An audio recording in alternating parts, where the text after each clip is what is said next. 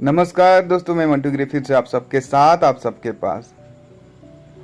दोस्तों, आपके प्यार के कारण प्रतिशोध की जो कहानी थी उसकी पहली पार्ट की मैंने आधी कहानी बताया था आपको। आज उस पार्ट को पूरा संपूर्ण लेकर आया हूँ। तो हमने पिछली वाली कहानी पे देखा था कि वो दोनों दोस्त वीर और करण शिकार से खाली हाथ घर के लिए लौट रहे थे और झाड़ियों से उन्हें वो दो लाल आंखें झांक रहे थे। तो उसकी बाद की कहानी को एंजॉय करिए और कल ही लेसन 2 उसकी दूसरी पार्ट आ रही है, उसे भी अपना प्यार दीजिएगा और तब तक के लिए कहानी एंजॉय करें।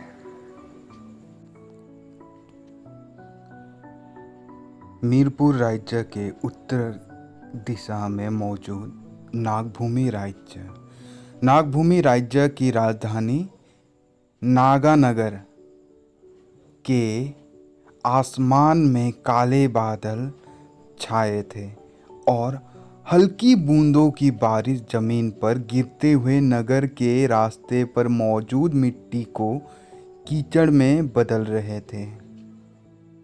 नगर से होता हुआ एक लंबा चौड़ा रास्ता नागभूमि के सम्राट नागदेव के महल तक जा रहा था।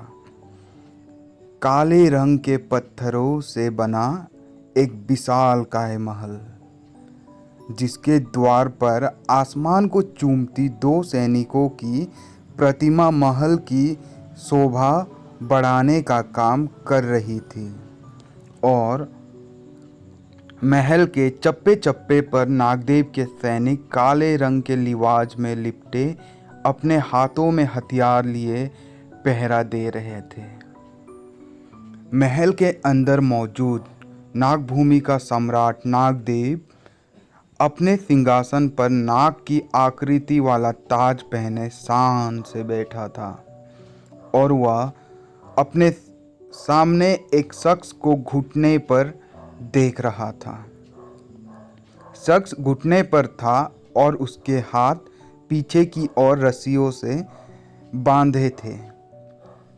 उसकी मोटी आंखों के नीचे काले रंग की काजल लगी थी, जिसके कारण उसकी आंखें और ज़्यादा डरावनी लग रही थी। उसके गाल से होता हुआ एक जख्म उसकी आंख तक जाता हुआ एक निशान दर्शा रहा था, जो उसकी सूरत को भद्दी कर रहा था। नागदेव की बड़ी व मोटी आंखों में देख पाना उस शख्स के बस की बात नहीं थी। इसी के कारण उसने अपने सिर को नागदेव के सामने झुका रखा था। नागदेव ने अपनी भारी आवाज के साथ उस शख्स को कहा, क्या तुम अपने गुनाह को कबूल करते हो? वह शख्स अपनी घबराहट भरी आवाज में कपकपाते होठों से कहता है, मुझे एक मौका और दे दे मालिक, मैं आपसे रहम की भीख मांगता हूँ।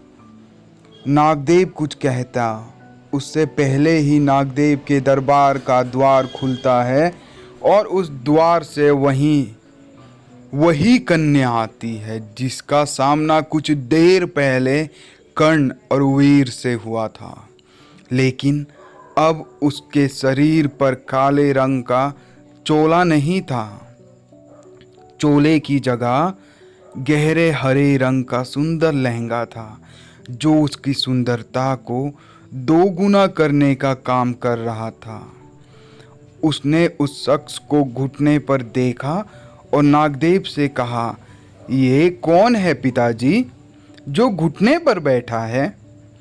नागदेव ने उसके सवाल का जवाब देते हुए कहा, बेटी नयनतारा, ये हमारे महल में नौकर था, पर साथ ही जोनगर राज्य का गुप्तचोर भी, जो हमारी हर बात की जानकारी मधुबाला जोनगर राज्य की महारानी तक पहुंचाने का काम करता था। यह सुनकर नयनतारा ने क्रोध से उस शख्स की ओर देखा तो वह शख्स पहले से ज़्यादा डर और घबरा गया। उसके डर से नागदेव की बेटी नयनतारा के खतरनाक और क्रूर होने की आभास हो रहा था। अगले ही पल नागदेव अपने सिंहासन से उठे, उस शख्स के सामने पहुंचकर उससे कहा, ऐसा कोई एक कारण बताओ जिससे हम तुम्हें बख्श दे। नागदेव के बोल में उस शख्स को अपनी मौत दिखाई दे रही थी। वह घबराहट से बोला, सम्राट, महारानी मधुबाला आपको हराने के लिए नई चाल चल रही है। महारानी मधुबाला मीरपुर के महाराज देवराज से मिलने के लिए अभी निकल चुके हैं। ये सुनकर नागदेव की मोटी मोटी आंखें सिकुड़ गई और चेहरे का रंग बदलने लगा और उसने चिंता के भाव अपने चेहरे पर लाते हुए उस शख्स से पूछा, कब मिलने जा रही है वो?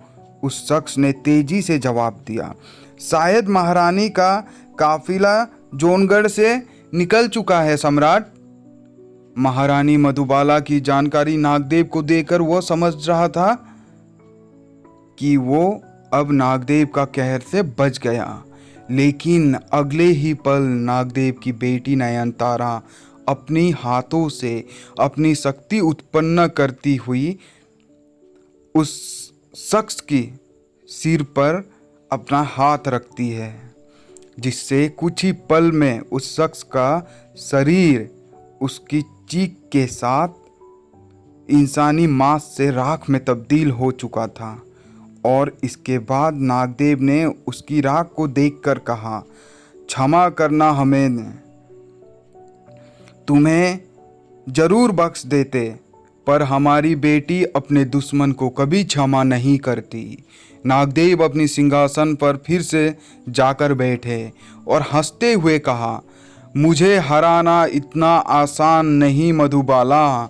ये कहते हुए नागदेव जोर जोर से हंस रहे थे, हा हा हा हा हा, और उसकी हंसी पर पूरा महल गूंज रही थी।